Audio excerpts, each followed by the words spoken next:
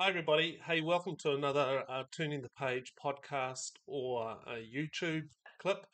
I'm doing a series on restoring the soul. And last week I talked about what I believe are three things that are required to restore one's soul. The first one is people, and we're going to be talking a bit about that today. And the second one is place, and the third is practices. Now, I believe that people have a real important function in how we restore. Now, some people aren't helpful at all. Actually, it can make things worse. But some people seem to be able to really help a person restore from tiredness, burnout, just life. They seem to have what I would think six qualities to themselves. Now, the six, it could be a lot more. You might have one or two that you could add to this list, and certainly you may not find all these qualities in one person. Most likely, you'll find them in a group of people, and I think of four people that helped me restore, and they all sort of shared some of these particular qualities. Now, the first one, what I believe, I think is actually probably the most important one, is and one that actually we probably don't realize that we need to have, but I think it's really important, and it's probably kind of in our subconscious that we might um, that these people have, and that is a compelling vision. And a compelling vision is what I would say is they look, they have a sort of a slight look beyond the current mess that the person is in, the struggle, the energy, the drain, and they can actually look beyond that to seeing what could become, and they don't get stuck in the mess that the person is in, but they look maybe to the next day or the next month or the next year of who and what this person could become like. And it's something that's helped me a lot as I have spent time with some very hurt people, is to not get too drowned in the present, but to have a kind of looking over their shoulders, looking over their head to where and what could happen in the future. And in Proverbs, it says that where there is no vision, the people perish. And I would say that where you have no vision or hope expectation for a person, then you may well just be leaving that person to perish in the place that they are currently in. You see, I need people with who can have a Holy Spirit discerned vision. Nothing too heavy, nothing too powerful, nothing too demanding, but just a simple hope beyond the mess I'm in at the moment. And they hold it as a kind of a prayer, but not as a pressure or to be or to do something. It's just held there. The second quality of those people who know how to restore others is I believe that they are able to gently remind. And when you're burnt out and exhausted, you can so easily get stuck in a deep, dark place of despair. Rob Bell says that despair is a spiritual condition. Despair is when you fall under the belief and conviction that tomorrow will simply be a repeat of today. It just goes on and on. Despair. People who have this ability to restore the soul have the ability just to quietly remind us of truth. They point us to our strengths and how we might have overcome past struggles. They remind us of God's faithfulness to the brokenhearted. And a verse in Isaiah 42 says this: a bruised reed he will not break, and a smouldering wick he will not snuff out. And that is the essence, what I think of what people do when they help you restore, is that they remind you that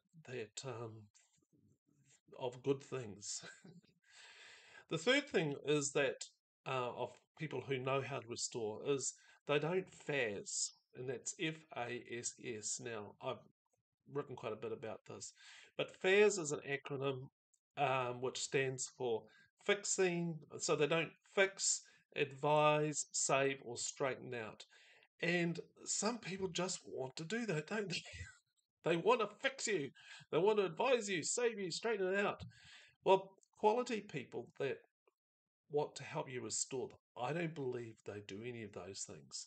You see, I don't want to be seen as a project to be fixed or some broken object that needs repair. I really don't. I don't want to be advised. I don't want to be told what to do.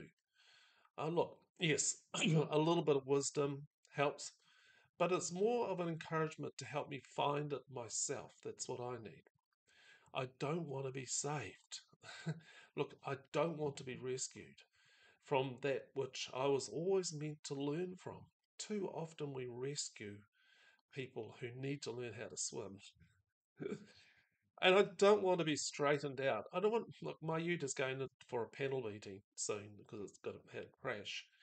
And that's going to be straightened out. But in my life, I don't want to be straightened out into the form of straightness that this other person believes I should have.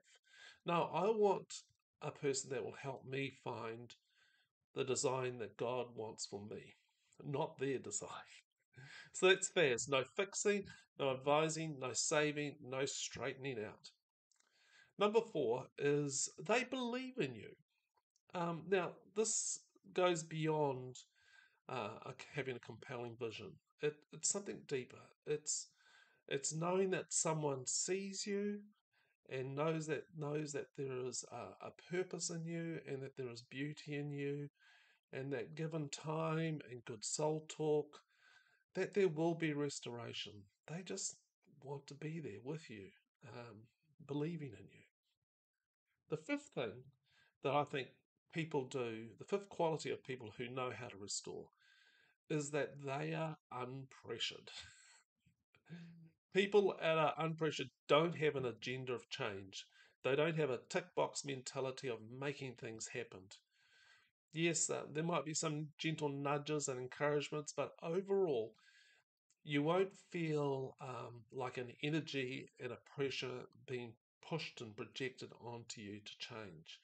It may be some gentle nudges and encouragements, but it won't be like a whip coming down on your back. And the sixth, now this is a little bit different, but I think it's really important, is the ability to have fun and normalize. You know, when you're burnt out, when you're tired, when you're drained, when you're flat, um, that state of place can be all consuming. Um, and I believe that people who know how to restore others, they know that too much work makes Jack a dull boy or Jill a dull girl. And look, there is a season and a time for the and the hard stuff, but there's also a time to play, to do normal things, absolutely normal things, to go out of the house for a walk, um, to um, play with the neighbour's dog, to smell some roses, to have a good meal, to watch a funny movie. Those things are just as important, to normalise and to refill the tank. Um, Very simple things, and other people can help us do those things. So here's a question: who is in your room at the moment? As in, who is in your psychological? Who is in your relationship room? Who is influencing you? And I love the story of Jesus where he comes to this house and there's a sick little girl, and there's a whole group of people there, and they are all sort of mourning and wailing and gnashing teeth and all this sort of drama. And he comes and I'll read you the story. When they came to the house of the leader of the synagogue, he, Jesus, saw a commotion, people weeping and wailing loudly. You can imagine, can't you? Oh! And they laughed at him. These people laughed at Jesus. Oh no, when he had entered, he said to them, "Why are you making such a commotion and weeping? The child's not dead, but sleeping." And they laughed at him. Then he put them all outside.